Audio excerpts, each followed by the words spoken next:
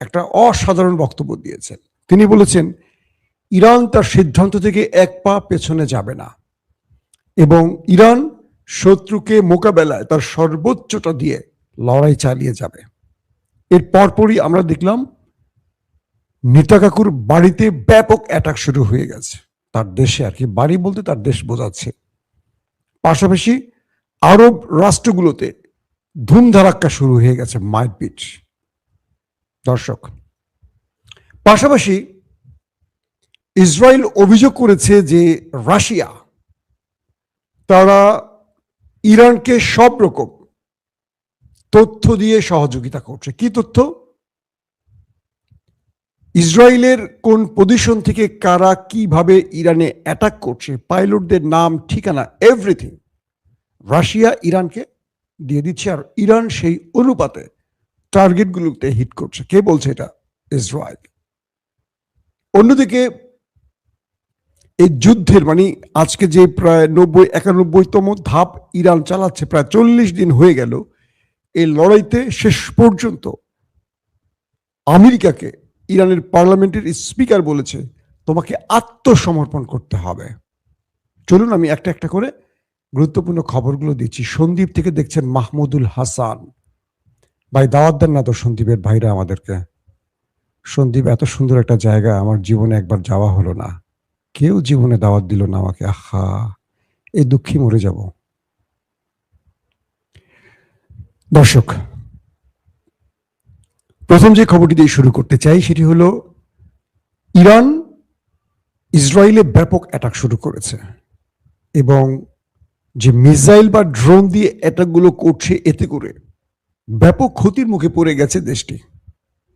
আর তাই ইসরায়েল অভিযোগ করছে যে রাশিয়া ইরানকে সব রকম তথ্য দিয়ে এই যুদ্ধে ইসরায়েলের ক্ষয়ক্ষতি বাড়াচ্ছে। প্রশ্ন আসতে পারে না যে ইসরায়েল এই অভিযোগটি কি করে করে, যখন আমেরিকার মতো পরাশক্তি, সুপার পাওয়ার, তারা ইসরায়েলের হয়ে ইরানের বিরুদ্ধে লড়াই করছে এবং বলা হচ্ছে যে মানে কত হাজার অ্যাটাক ইরানে হয়েছে। এখন এই মুহূর্তে আজকে হয়তো হিসাবটা দিতে পারবো না, আমি 2-3 দিন আগে লাইভও বলেছি যে লক্ষ লক্ষ প্রায় অ্যাটাক হয়ে গেছে ইরানের মধ্যে। এবং কালকে না, আজ থেকে 3 দিন আগে ইরানে যে কমান্ডো অপারেশনটি আমেরিকা করেছিল, সেখানেও শুধু আমেরিকা নয়, ইসরায়েল যৌথভাবে ইরানে এই অপারেশনটি চালিয়েছে এবং দুপক্ষের ব্যাপক ক্ষয়ক্ষতির মুখে পড়েছে। ইসরায়েল বলছে এই হামলায় মানে এই অপারেশনে তাদের অনেক কমান্ডো নিখোঁজ হয়ে গেছে, মানে ওপারে চলে গেছে। ডোনাল্ড ট্রাম্প তিনি এই বিষয়টিকে স্পষ্ট স্বীকার না করলেও মার্কিন গণমাধ্যমগুলো বলছে ইরানের শক্ত প্রতিবাদে বা প্রতিরোধে বা প্রতিঘাতে এই দুটো দেশ ব্যাপক ক্ষতির মুখে পড়েছে। আমেরিকানরা প্রশ্ন তুলেছে যে মিস্টার ট্রাম্প 1 থেকে 1.5 ডজন এয়ারক্রাফট একজন পাইলটের উদ্ধারের নাম করে যে ক্ষতিগ্রস্ত করলো, এই অর্থ বা এই বিশাল খরচ আমেরিকানরা বহন করবে না ট্রাম্পের স্বেচ্ছাচারিতা বহন করবে? রাশিয়া স্পষ্ট আমেরিকাকে বলে দিয়েছে যে তুমি ইরানকে যে বারবার আলটিমেটাম দিচ্ছ, তুমি কে এই ধমকটি দেবার? রাশিয়া আমেরিকাকে বলছে তুমি কখনো 48 ঘন্টা, কখনো 5 দিন, কখনো 10 দিন যে আলটিমেটাম দিচ্ছ, তুমি আলটিমেটাম দেওয়ার কে?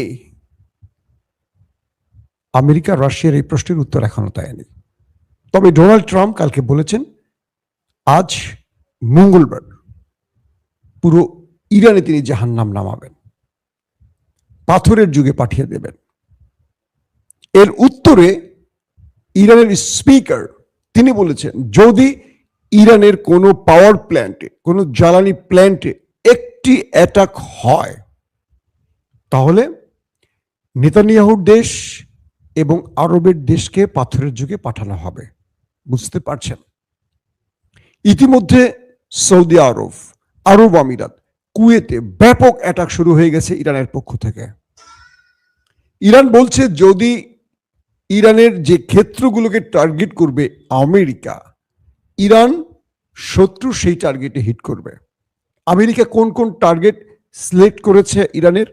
প্রথমে পাওয়ার প্ল্যান্ট, সেকেন্ড ইরানের পানির প্ল্যান্টগুলো, যেখান থেকে পানিকে শুদ্ধ করা হয়, শোধন করা হয়। 3 নাম্বার, তাদের বিভিন্ন গুরুত্বপূর্ণ স্থাপনা।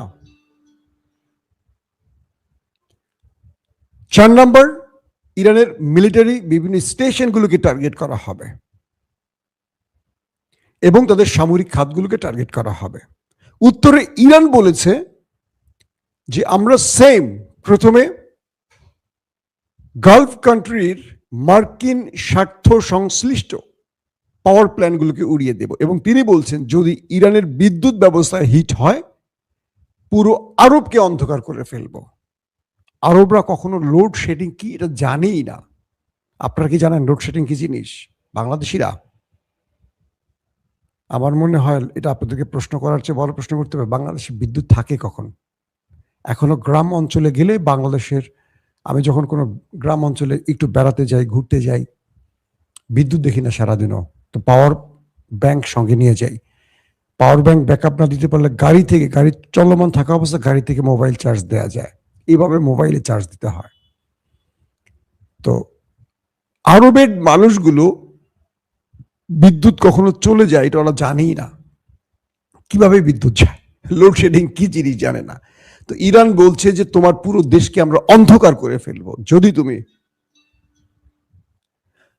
তুমি ইরানের কোনো পাওয়ার প্ল্যান্টে অ্যাটাক করো। দেখেন যদি তুমি আমার পানি শোধনাগারে হিট করো, তাহলে আমি তোমার যেখান থেকে তুমি পানি শোধন করো, পানিকে শুদ্ধ করো বা রিফাইন করো, আমি সেগুলো উড়িয়ে দেব। এখন তুমি চিন্তা করো, ডোনাল্ড ট্রাম্প আসলে একটা মহা বিপদে পড়েছে, কারণ ইরানের যেই জায়গাগুলোতে হিট করবে, ইরান ঠিক সেম পজিশনে ইতিমধ্যে হিট করে আসছে গত 40 দিন ধরে।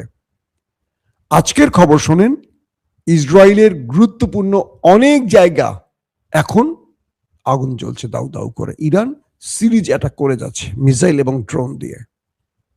আরবের ভেতরে হিট হয়ে গেছে, সৌদি আরবে হয়েছে, আরব আমিরাতে হয়েছে, কুয়েতে হিট হয়ে গেছে, ইসরায়েলের একটি তেলের ট্যাঙ্কারে হিট হয়ে গেছে, সেটা জ্বলে একটা ক্রুজ মিসাইল দিয়ে ইরান হিট করেছে, সেই জাহাজটি এখন চলছে।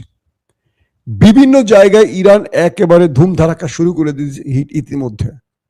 আমেরিকার স্টার্ট হওয়ার আগে ইরান স্টার্ট করে দিয়েছে। তবে ইরান বলছে যে আমেরিকা এবং ইসরায়েল দাবি করেছিল, মোসাদের পক্ষ থেকে বা ইসরায়েলের মিলিটারিরা দাবি করেছিল বা রাষ্ট্রীয় কর্তৃপক্ষ দাবি করেছিল ইরানের মিসাইল প্রায় ফুরিয়ে আসছে। তাদের কাছে তথ্য আছে ইরানের আর কোনো মিসাইল লড়াই কন্টিনিউ করার মতো অবস্থা নেই।